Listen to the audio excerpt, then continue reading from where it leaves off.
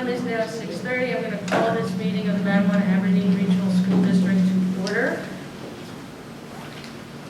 The New Jersey Open Public Meetings Law was enacted to ensure the right of the public to have advance notice of and to attend the meetings of the public bodies at which any business affecting their interest is discussed or agreed upon. In accordance with the provision of this act, the Manawan Aberdeen Regional School District Board of Education advertised this meeting on September 9, 2020 in the Asbury Park Press and the Star Ledger. This notice was sent to the municipal clerks of the Borough of Manawan, Township of Aberdeen, and the Manawan Aberdeen Public Library. This notice was placed on the district's website. Can you do roll call, please, Mr. Clerk? Good evening. Ms. Raver? Ms. Ascoli? Here. Mr. Bringham? Here. Ms. Martinez? Here. Mr. Montano? Here. Ms. Osborne? Here. Ms. Raylan? Here. Ms. Moore? Here. Ms. Friedman? Here. Thank you. Can we stand for the Pledge of Allegiance? I pledge allegiance to the flag of the United States of America and to the republic for which it stands, one nation, under God, indivisible, with liberty and justice for all.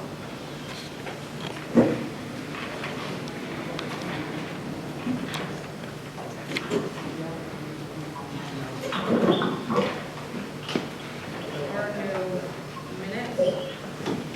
As we have been doing, we're going to go into executive session first. Be it resolved that the closed session be convened for the purpose of discussing privacy, personnel, and legal matters. The matter of these discussions will be disclosed to the public when the reason for confidentiality subsides. Although the board cannot guarantee it, the length of executive session is estimated to be approximately 20 minutes, after which the public meeting of the board shall reconvene and proceed with business. Action will take place. Can I get a motion in a second to go to executive session? I'll motion. I'll second. All those in favor? Aye. We are now in executive session.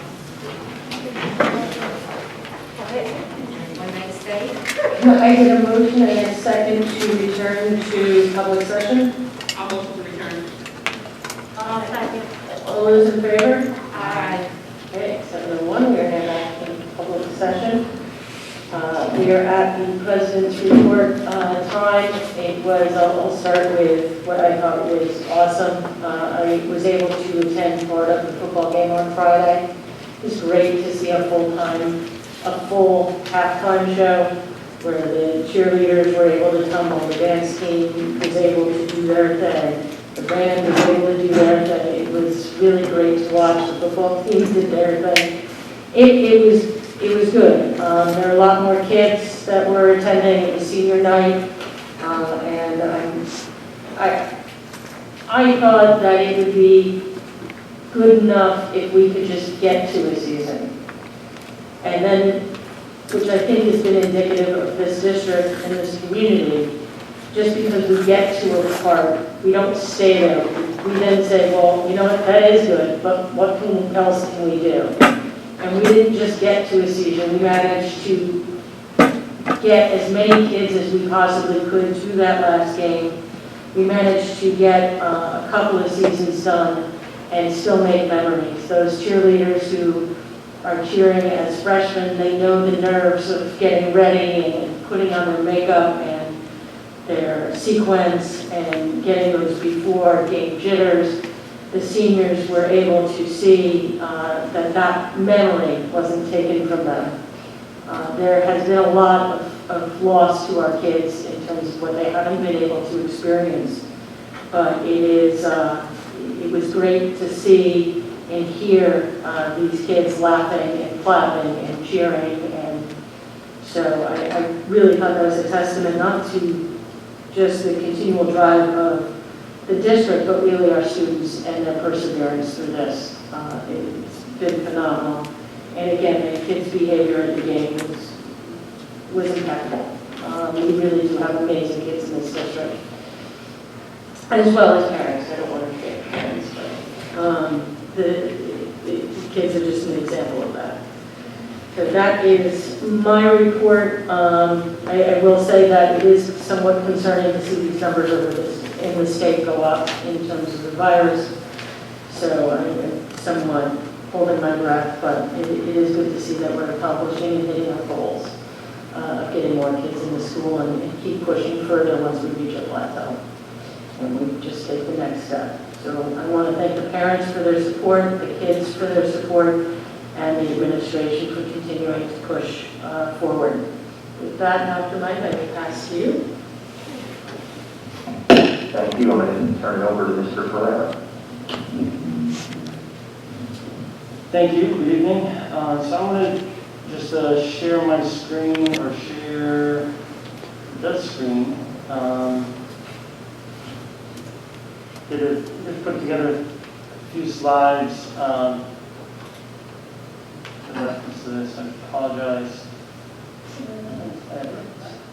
So Dr. Mike and Friedman asked me to kind of put together kind of a budget update to offer the board and the community status updates on where we stand right now with the FY21 budget. So we'll talk about a couple of highlights and things to kind of keep monitoring as the year progresses. Very quickly, starting out with revenue, the major things that we were concerned about have been with reference to many municipal tax levies and state aid. That's been fairly flat and fairly consistent over the first 4 months of the school year. So as a result, that's something that it seems like it's stabilized, which is a good thing. In terms of local revenues, one of the items, or a couple of the items that we kind of anticipated as a result of not running preschool and transportation, obviously we're going to have revenue shortfalls on that front. The estimated number is approximately $300,000 between the two. It's right on the first page of our budget that is published on the district's website, that we anticipated $225 for tuition and $108 for transportation. So this is something that obviously is something to kind of keep in mind. The good news is that, to Ms. Friedman's point before, depending on how things kind of develop with the district's reopening, we might have an opportunity to kind of recruit sometimes. So moving on to kind of like the biggest chunk, this is just a screenshot of the presentation from March 9th. Basically, it kind of gives a pie chart of where the district spends most of its dollars. As you can see, obviously salaries and benefits are the biggest chunks.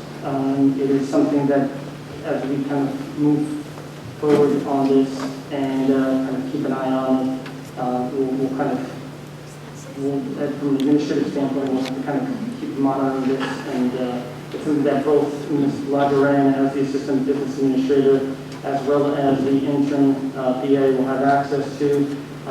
Mr. Liebman has access to as well, in terms of kind of the back end kind of data collection piece, and can provide the board the update as we go. So as a point of reference, this was an issue that was that I raised along with Ms. Lageran to the board at late in the spring as we wrapped up the FY20 year. And specifically, the recommendation at the time was to adopt a resolution that the district use unreserved fund balance if the need arose to kind of close out the year. The good news is that once all the encumbrances were closed and the revenues received in the later stages of May and June, there was no need to utilize fund balance. But at the same time, we kind of highlighted a couple of areas, like I said, primarily the salaries and benefits that we need to kind of just keep an eye on. And primarily the salary lines were overspent. Just to kind of give a basis of comparison, the district started out last year, in September of 19, with approximately 557 employees. At the highest point prior to us transitioning to the remote instruction, we topped out at 572. So it's something to kind of just keep in mind. And then not to say that the need is not there. It's just in terms of how we approach it, we've got to make sure that we're creative. And for the most part, like we discussed at previous budget presentations, especially mid-year, there isn't a lot of opportunities for us to go out and seek new revenue. So it's whatever the board adopted as a budget, that's what moves forward. So as kind of to move forward on a more regular basis, obviously the risks are still present to a certain extent. One of the things that we've heard kind of Mr. Swisher from Suffolk County, who's the district's auditor, present on a couple of different occasions is the district's ability to regenerate surplus. For the most part, we do a decent enough job of kind of getting money back into the capital reserves and maintenance reserves, but we just need to be consistent about that. This obviously highlights just the way that we kind of create the budgets. The goal is to kind of minimize the impact of students in the classroom, but at the same time, we have to kind of be aware that, tight budgets basically leaves us very little room in terms of kind of things that might happen mid-year. Sometimes it could be a couple of kids coming in from a special ed placement kind of standpoint. Sometimes it's a couple of additional staff members that we might have to hire mid-year, like the example that I gave before about last year. So those are the kinds of things to kind of keep in mind as we go forward. So moving on to the next slide. This is kind of a snapshot of this year's salary lines in terms of the budget amount, what's been paid to date, what's anticipated to be paid from now until June, and then ultimately what's projected to be spent by June 30th. So as you can see, for the most part, if the trend continues based upon what happened in September and October, we should be in the black, as small as that might be, which is a very small cushion in comparison to, when we look at $37 million of what the budget amount is. But it's something to keep in mind that if the trend continues, the salary piece should kind of stay where it was intended. The thing that's not included in here, that obviously, like I said before, that we have to kind of keep an eye on, is any potential for new hires, right? Any impact in terms of additional hours or days that are needed for folks that need to take leaves, overloads, those kinds of things that sometimes show up on an agenda that kind of go a little bit under the radar. But that potentially is something that kind of highlight this. And then finally, any increases to rates, whether it be substitute rates or something like that, is something that the board is going to be looking at shortly. And in terms of, this will be kind of working both from an internal personnel staffing standpoint, as well as with our contractor, ESS, for substitute rates. So those are things to kind of keep in mind on that front. Moving on to the benefit piece, which is the other biggest chunk on that pie chart. So the biggest kind of highlight item to kind of keep in mind this year is the introduction of what's referred to as Chapter 44. Basically, with this law that just got passed and signed by the governor in the summer, basically allows any employee of a public school to basically on January 1st move to a new state-managed plan, which is the Educator Health Plan. So on one side, it's good for the employee because the contributions are no longer based upon the premium costs, and instead they're based upon salary. Okay? The con is obviously from the employee standpoint is that there is a certain difference of benefits compared to what the district currently offers for the majority of the employees, and obviously they would have to take on that risk. So from a district standpoint, what you see here is two tables. Table A is what we budgeted on the left column, what's been paid to date to Horizon, because it primarily impacts Horizon, impacts Benecard as well, which is the prescription drugs, but the biggest chunk is Horizon. So paid to date, anticipated to pay January 1st to June 30th, and then finally projected at June 30th. So had no change taken place for the most part, when I kind of referred to before about kind of the salary lines having a very small cushion of leeway, this would kind of allow us to kind of be a little more flexible, and that was the case. Now, table B is kind of like, to a certain extent, if you want to use that terminology, the worst case scenario, meaning that everybody that is eligible to move over to Chapter 44 moves over to Chapter 44. So if you look at it kind of high level, you look at it and you say, okay, for the most part, Alex, this is not necessarily impacting the district. Instead of incurring $10.7 million worth of medical costs on from Verizon, you're going to only incur $10.4 million. Yes, the premium would potentially be lower, but what's not taken into consideration is that little asterisk right below, that as a result of the employee moving to the EHP, as it's referred to under this new law, obviously the contributions also go down. So for the most part, very honestly, that loss of employee contributions is expected to be about $432,000 in the worst case scenario. And that's the difference between that 189 and 117 for the 6 months. But the good news is that because of the negotiations and the work that the negotiations team did and the board did with Maria and MRAA at the last round, the majority of our group already has some kind of Chapter 78 relief by being in the 2030 plan. So as a result of that, the temptation to move to the Chapter 44 EHP plan is a little bit less, right? Not to say that's not going to happen, but it's a little bit less. The risk, very honestly, and that's why I think will be to a certain extent the worst case scenario, because I do believe that people are going to change, but it's not going to be to that drastic kind of approach. The thing about it to keep in mind is that the folks that are probably going to change are probably going to be the folks that are already at the bottom of the contribution scale anyway, right?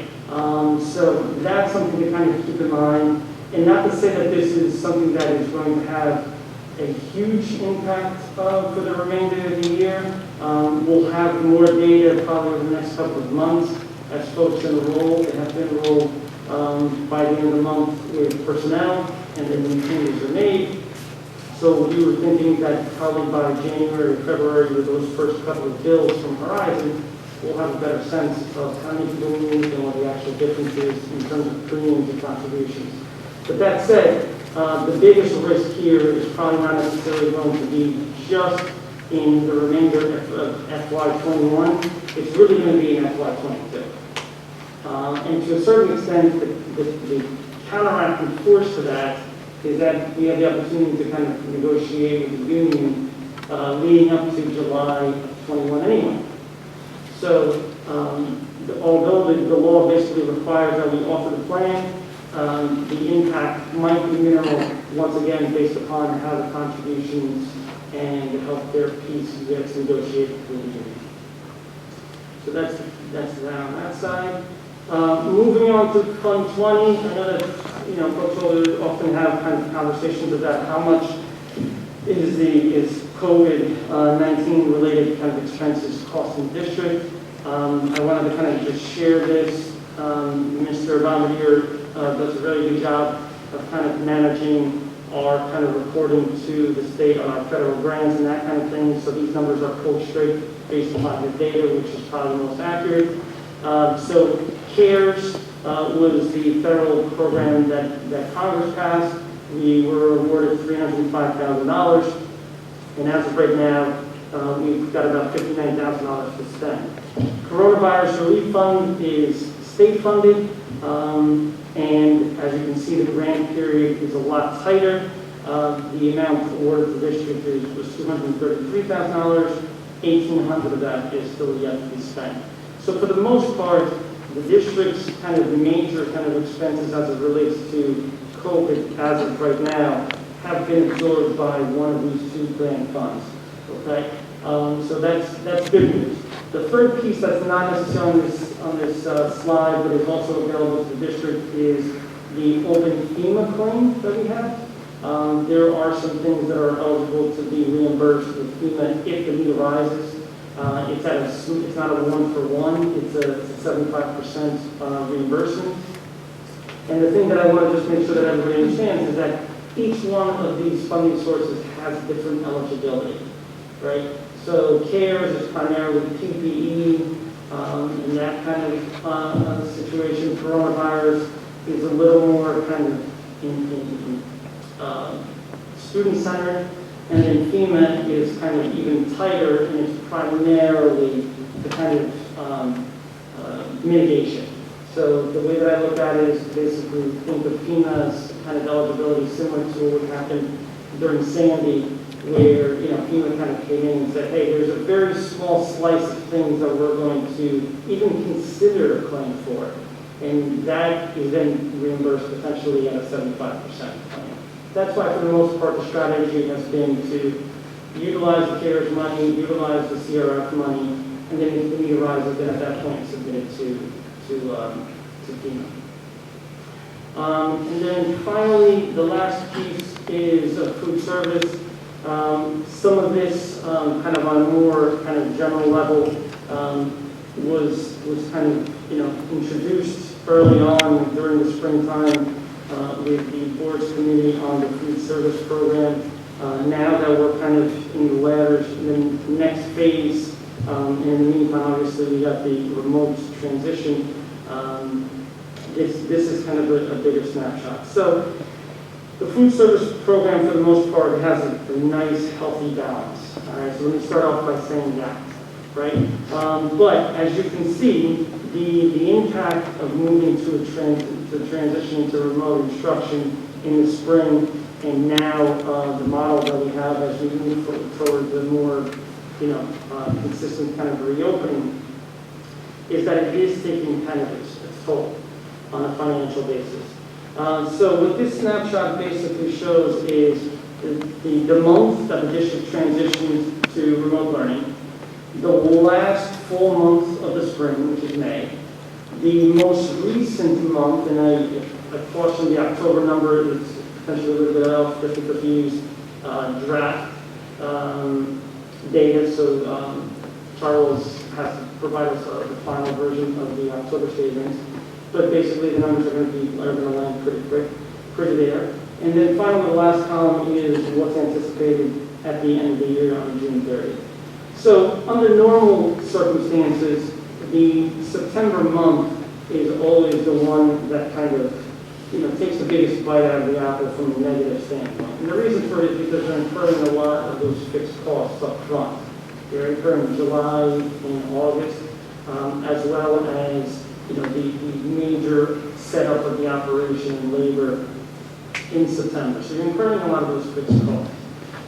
And usually, on a regular year, the remaining 9 months, you're able to kind of get enough revenue the remaining 9 months to offset the big bite of the apple that you took in September. So unfortunately, for this year, that is going to be very, very difficult. And when I say that, you know, what that September number looks like, it could potentially be a loss of $40,000 to $50,000 for that given month. It's a short month, you're incurring a lot of fixed costs, so you're starting off behind the 8 ball fairly quickly. And under normal circumstances, like I said, the other remaining months, October through primarily May, into a certain extent a little bit of June, because a lot of extra activities, you're able to kind of not only compensate for that, but also land in the black on June 30th. Unfortunately for this year, that is not foreseeable. So as you can see, the numbers in terms of meals served has dropped dramatically. Just to kind of give some perspective, last fiscal year, 1920, from September to February of 20, so September 19 to February 20, excuse me, the average was about 74,000 meals per month. As you can see, in the first line of these months, it's dramatically lower. Now, the other thing to kind of keep in mind is, and this is where the pieces kind of, you know, the pieces of the puzzle are kind of being defined as we go, is that under the current SSO program with the Department of Agriculture, they basically say that any students aged 18 and under can receive meals, lunch, and breakfast free of charge. As you can see, based upon the October numbers, not enough people are taking advantage of that. So obviously, monthly participation would probably need to be somewhere in the ballpark of around 12,000 for the district to break even for that given month. All right. The other piece that kind of can be used, this data could be used for, and it's, once again, it's something that we've tracked for the last couple of years, and I've kind of shared with Ms. Lagerand to kind of share with the interim DA once Tom gets here, is that it probably will give the opportunity, the board an opportunity to try to negotiate the management fee with Chartwell's. The operation of what was spec'd out in the springtime for the subsequent year that the board committee kind of discussed is dramatically different. That's the reality. So I think having the board kind of work with Chartwell's to kind of find a middle ground as to what that management fee looks like, I think it's probably in everybody's best interest. And the other thing that I want to kind of wrap up with reference to the food service piece that is not necessarily spelled out here, but I know that Mr. Bombardier kind of has highlighted it and Dr. Michael has highlighted it in the community letters over the last couple of months, is just the overall participation in the school lunch program. The numbers in terms of applications is down dramatically, and this, it impacts us across multiple levels. Not only does it potentially kind of not serve the students that we want to help and the households that we want to help, but the other piece too is that it impacts state aid. When state aid gets calculated based upon our sort of 15 snapshots, it impacts federal grants, what schools are considered Title I. So there's multiple kind of areas and avenues that kind of get determined by this that obviously we need to kind of be considered. So I know that, like I said, as part of conversations both publicly to the community as well as internally with the admin team, we've kind of stressed the importance of kind of making sure that folks are turning in applications. And maybe it's a situation where people are not as concerned about it for this year because that SSO program, the Department of Agriculture, exists, and consequently they would be getting free meals anyway, right? The problem is that it's not necessarily just the impact of how it relates to the current year, it's what's going to come as a result of that number for next year. So that pretty much sums up. I'm available for the board for any questions both tonight as well as possibly a more detailed discussion at the next meeting.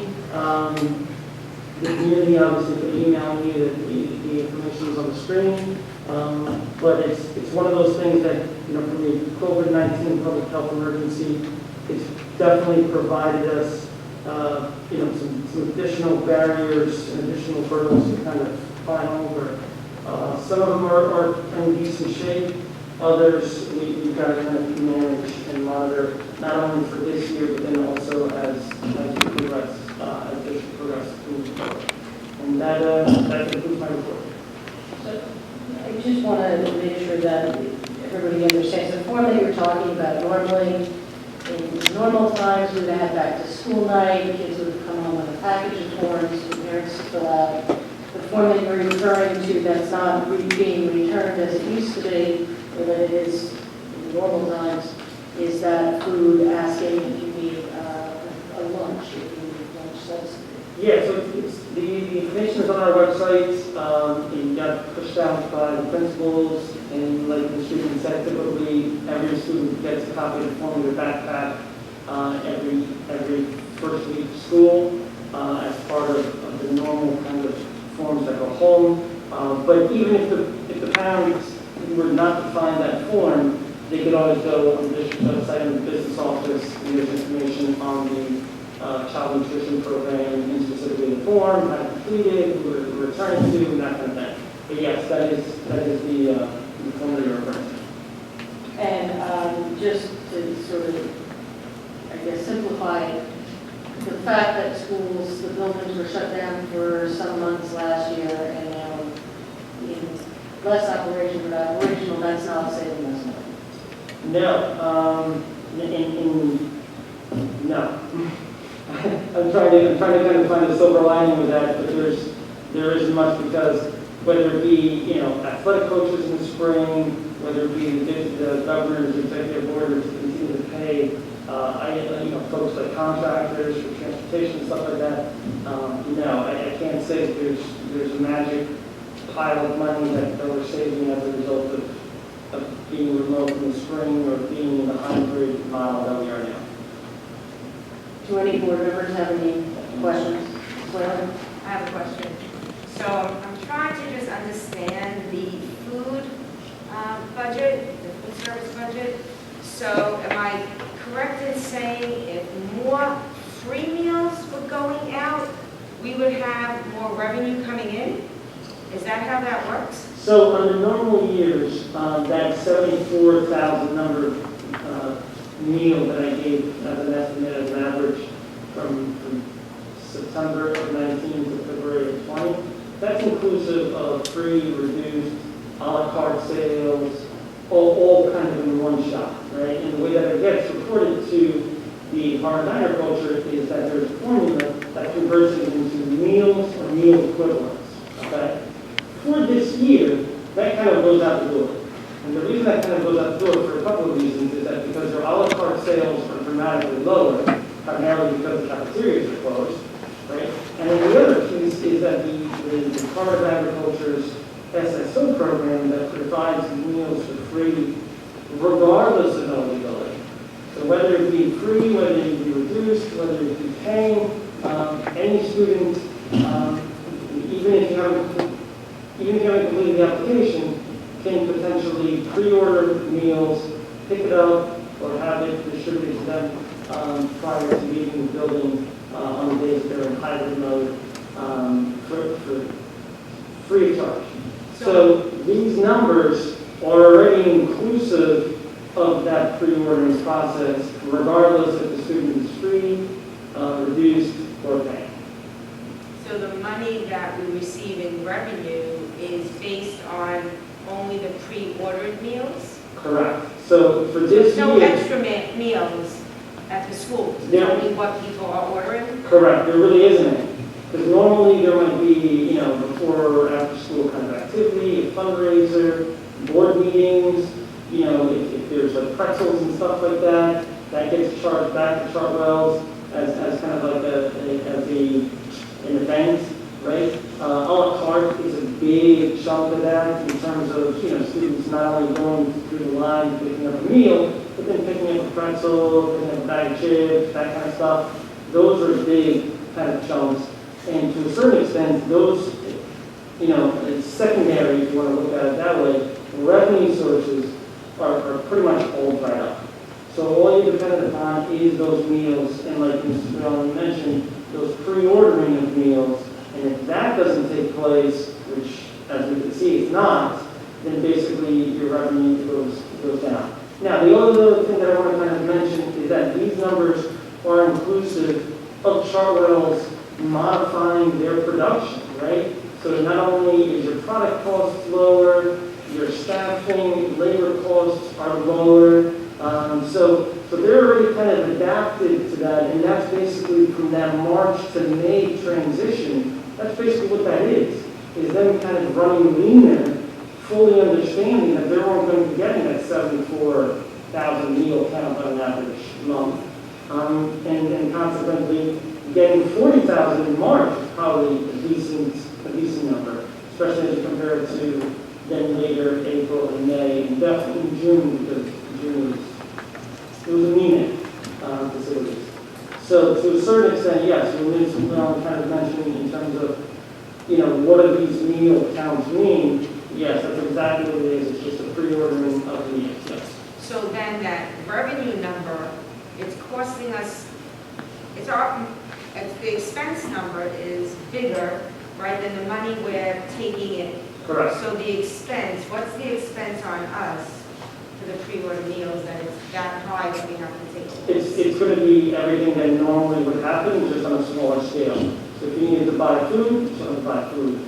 Labor for the staff to kind of operate the operation, still labor. The management fee Chartwell's, the paper products to kind of package it and kind of distribute it, all that stuff is still encompassed in there. It's just done on a much smaller scale. Obviously, if you're not producing the same number of meals, meals, you don't need the same number of resources to, that you normally need, let's say, in a typical month. So people in our community wanted more of the meals, that would then obviously help. Yeah, so that's a great question, Ms. Whalen. Based upon the numbers in May, even though I think the May numbers, to a certain extent, the expenses were probably a little lower than I would kind of expect in a typical month. I think the October number is a little bit more, and you need to look at that and just say, okay, Alex, it's not a big deal, it's about $1,000, not a huge impact. But yes, to a certain extent, what I'm anticipating is that number would have to be probably close to 12,000 meals per month for us to kind of be able to at least just be able to breathe. Not necessarily make a huge profit on any given month, but enough to kind of stabilize the situation, see where this goes over the next couple of months as we, to Ms. Freeman's point before, things are kind of changing, both in terms of, the virus testing capacity. The governor today mentioned again on the press conference that he's concerned about those kinds of activities and what that potentially, what impact that's going to have for us all in the state. So it's just one of those things that the barometer kind of keeps moving a little bit, and we can kind of stabilize it and serve more meals.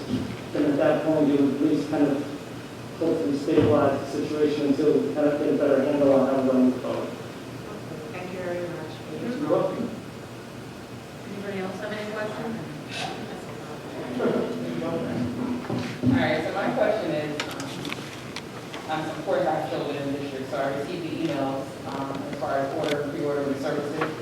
I don't feel like enough parents in our community understand that the meals are free and that the children will be able to take advantage of that, because in the beginning it wasn't stipulated that the meals are free, right? So I think that when our emails go out for parents to pre-order, I think something in that information should state that the ordering is free, and that, for me, would generate more popularity for parents to order, so it will help the district. Second, parents didn't receive the papers home, because of course a lot of the children are not in the district. Not everybody has printers, so parents just didn't take the effort to do that. I don't feel like it's beneath us to send out papers and ask that, we mail them out to the district, or we give them to the children when they come inside the district. I think that's an option, because like I said, we usually give them papers to fill out for the food, whether they're free, reduced, or paid for. And I feel like if we're not giving the information out to them, it's almost like out of sight, out of mind. You can tell the children, you can send an email asking them to fill out these packets, but not everybody has printers.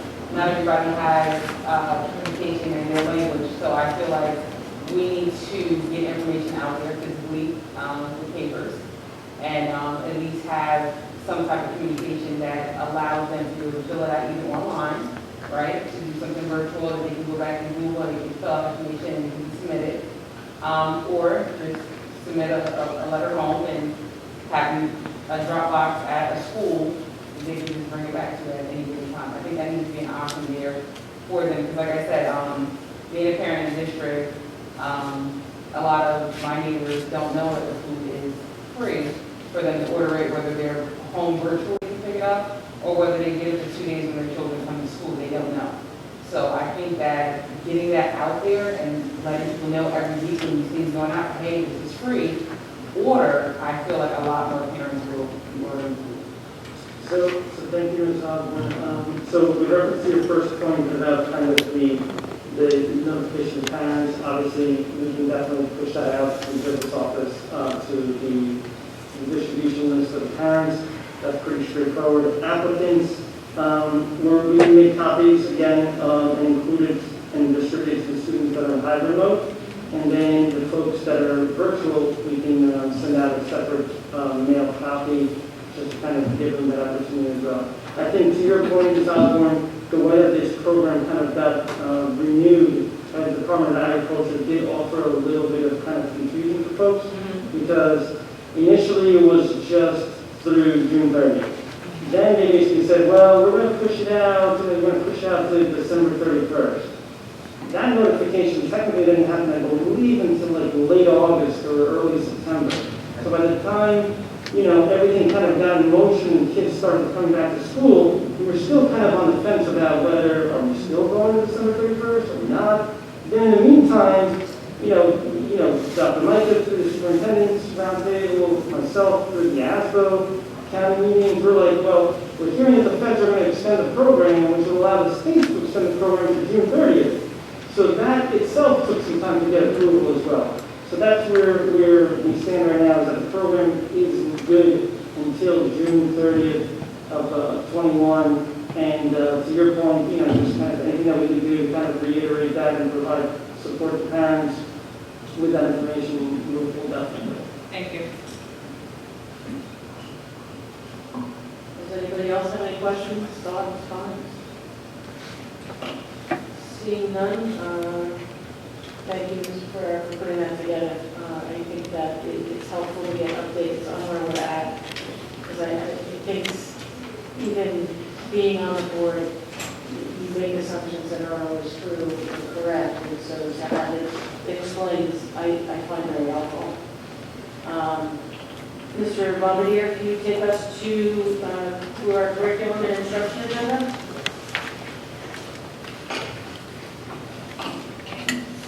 For Part A, travel, we have one staff member attending the NJPSA Legal Law and Employment Discrimination Law Workshop, and one board member attending the NJSBA School Law Forum Virtual Workshop.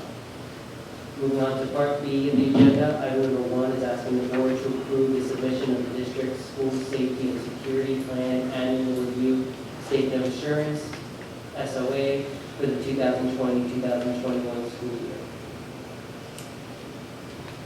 Item number 2 is asking the board to approve the district's participation in the Monmouth County Arts and Education Program for the 2020-21 school year for any middle or high school student that is selected. If the student is selected, all fees will be funded by the parent or guardian. Classes will be taught fully remotely. Classes for the arts 9 through 12 run once per week for 14 weeks, and high school 6 through 8 will run for 12 weeks beginning February 2021. And this is at no cost to the district. And item number 3 is asking the board to approve the amended 2020-2021 school calendar. And this is a result of original half days that were built in for midterms and final exams at the high school that now need to convert to regular virtual days for this school year. And that is all our curriculum instruction. Can I get a motion and a second to accept the curriculum and instruction agenda? I'll motion. Any questions or comments from board members concerning the curriculum and instruction? Ms. Whalen? Just a comment or question. The Monmouth County Arts and Education Program is how big that program is, so everyone can get a feel of what it's offering to the students. So the program offers basically integration of the arts, so they can do performing arts, as well as dance theater. There are tryout competitions for the program, and then it runs throughout the weeks led by art educator specialists in Monmouth County. And it brings together not only students from Maryland, Aberdeen, but a cross-section of Monmouth County. And how would the students, like, let's say, sign up for February? They would send us the packet once this is approved, and then we disseminate those hard copies hard and electronic to students and parents. So the students would get that information and choose if they want to be a part of Yeah, it. and at that point, they send it directly into Monmouth County Arts, then before they send that through for them, and then at that point, application reviewed, they're contacted, and if selected, they work with the school, because there are certain times, depending on what they're selected for, that might take place specifically that was in person during a school day, so that they check with the principal, make sure they are academically able to maintain every day where they are able to complete the school day, and then they're able to They could possibly sing, dance, act, depending on what kind of donation is for the arts, through the trial process. Thank you. Anybody else have any questions or comments concerning Valerie, can you take us through special services? Special services, item number 1 is asking the board to approve the agreement with the following provider for the 2020-21 school year, Delta T Group, as indicated with the cost and effective dates as noted. Item number 2 is asking the board to approve the following student to attend an out-of-district placement for the 2020-21 school year, student ID, school, costs, and effective dates as listed. And that is all for special services. Can I get a motion and a second to accept the special services agenda? I'll motion. I'll second. Any comments or questions from the board? See none. That takes us, I believe, to Mr. Lubin for personnel, please. Thank you, good evening. We're asking the board to take action on 2 items this evening. Action item number 1, under appointments, we're asking the board to approve the girls basketball head coach at high school. Action item number 2, we're asking the board to approve job description for personnel coordinator / confidential executive secretary. The remaining part of the personnel agenda is for committee of the whole. Under section A, resignations and retirements for 2021, 1 staff member listed with effective dates for retirement. B, leave of absence for 2021, leave of absences with staff members, their types of leaves and effective dates begins on the bottom of page 1 and concludes on the top of page 2 of 9. Under section C, appointments number 1, new hires for 2021, there are placeholders, we anticipate names for November ramp. Item 2, college student observers for 2021, 2 names listed on the bottom of page 2, and this continues to the top of page 3 of 9. Item number 3, curriculum instruction for 2021. There are placeholders for several positions, including 12 partners and care supplemental academic support, which is on the bottom of page 3. This continues on page 4, page 5, and page 6. There are several placeholders for each of these respective positions under Title 1, 2, 3, and 4 grants. And this concludes on page 6 of 9. At the bottom of page 6, summer curriculum writing for summer 2021. There's additional names listed on the bottom of page 6. This continues on top of page 7 of 9 with amended hours. Item number 4, extracurricular activities. There are no names listed under athletic and non-athletic activities, however, we do have names listed under hourly activities. No names listed under number 5 for home instruction, no names listed for item number 6, mentor teachers.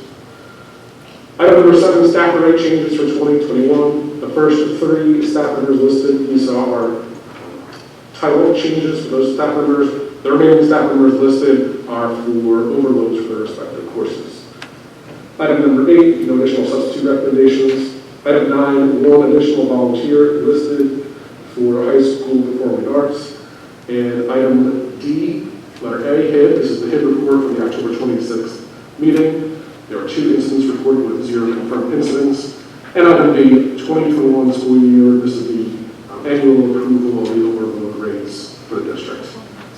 That concludes personnel agenda. Can I get a motion and a second to accept the personnel agenda? I'll make a motion. I'll second. Are there any questions or comments from the board on personnel? I just have one for the girls basketball coach that's subject to the Sunbar agreement. Yes, that is correct. Can you take us then to policy, Mr. Lubin? Yes, on the policy agenda, we are asking the board for a second reading of policy and regulation 7510. This is use of school facilities.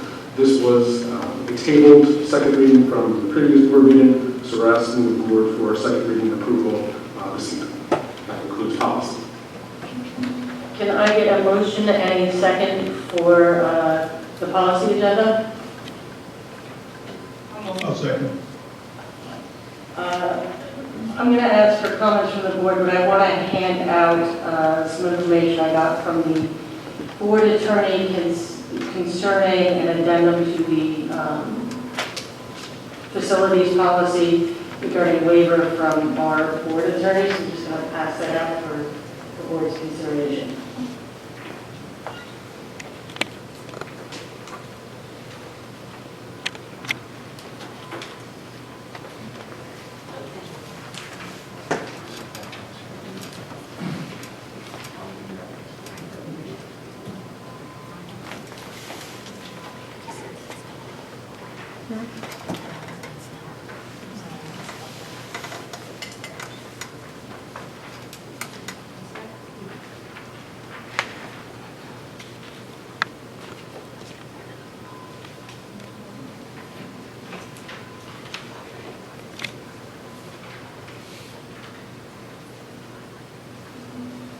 So just to start off the comments and question part in regards to policy, I thank first the board for getting to work on the policy and regulation.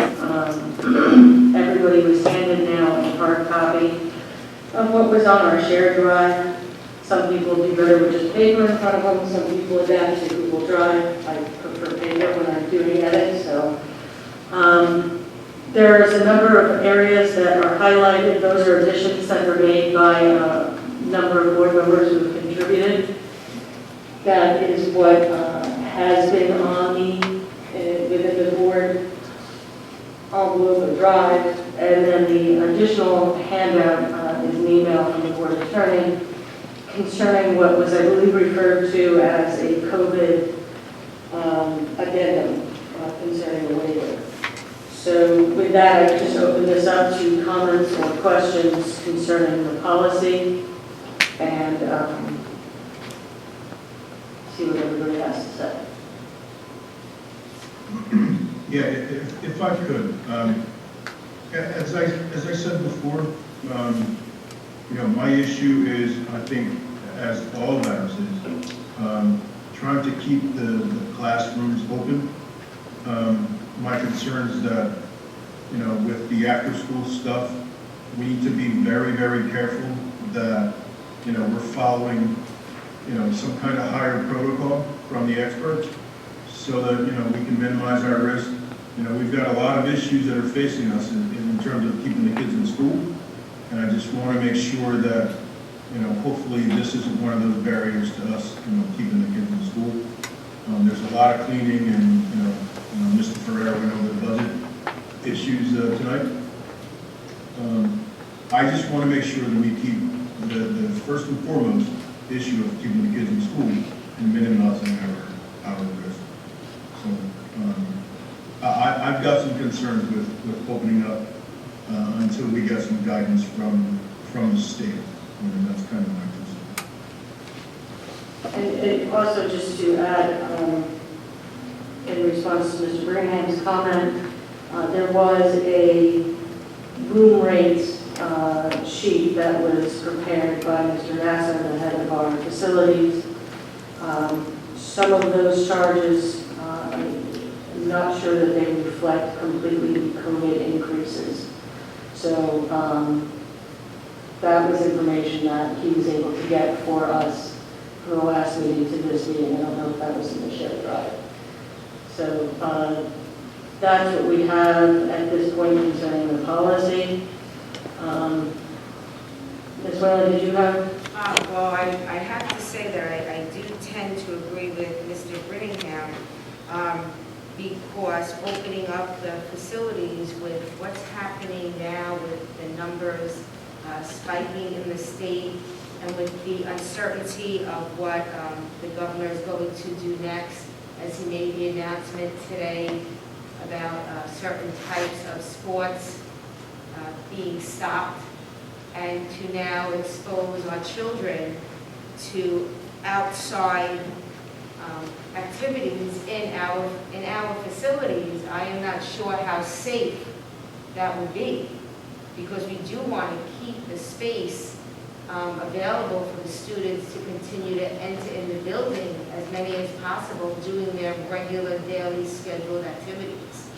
So I am just a little concerned about the upkeep, if it's even possible at this time with what's happening in New Jersey. So if I'm understanding both Ms. Whalen and you, Mr. Birmingham, would it be your desire to table this for further information either from the governor's office or to possibly have some further consultation with our facilities director? I personally would like to make a motion to table it, yes. Is there a second? Yeah, I would like to be guided by some higher level guidance to minimize the risk to our students. Brittingham, was that a second? That is correct. Ms. Friedman, if I may make a comment. Yes. In speaking and backing you guys, I mean, I'm assuming we're all on the same page. My only concern is getting the kids in school and educating these kids, staff and students healthy. These things to me are really like down the list of priorities to me. So if we could do all of the above and have this, would be great. But now with everything going on, now we don't even know if we're going to be able to stay open. There's just so much uncertainty. Our job, or my job as board members, administrators, are just to worry about education. And that's what I'm concerned about. So I would really like to focus on that, and I don't want anybody having, get sick from an activity that could have been prevented if you didn't have an activity. And I know they're important, but education to me is first. So that's just my piece. Before, I just add my 2 cents there, we do have a motion on the table to table, gets very confusing, to table the policy on facilities. So I want to address that first. Yeah, I have a motion to table. Okay, I believe that was made by Ms. Whalen, seconded by Mr. Brittingham. Can you do a roll call on that? So the vote is tabling the policy as described by Ms. Friedman and discussed by the board to the next meeting, subject to some additional consultation with the district administration. Ms. Ascoli? Yes. Ms. Brittingham? Yes. Ms. Martinez? Yes. Mr. Monzone? Yes. Ms. Osborne? Yes. Ms. Whalen? Yes. Ms. Moore? Yes. Ms. Friedman?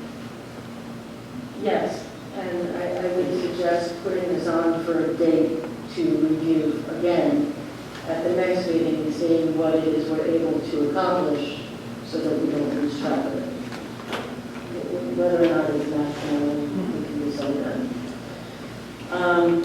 So, Ms. Martinez, I just wanted to, because we tabled the action item, I think we can still answer the questions.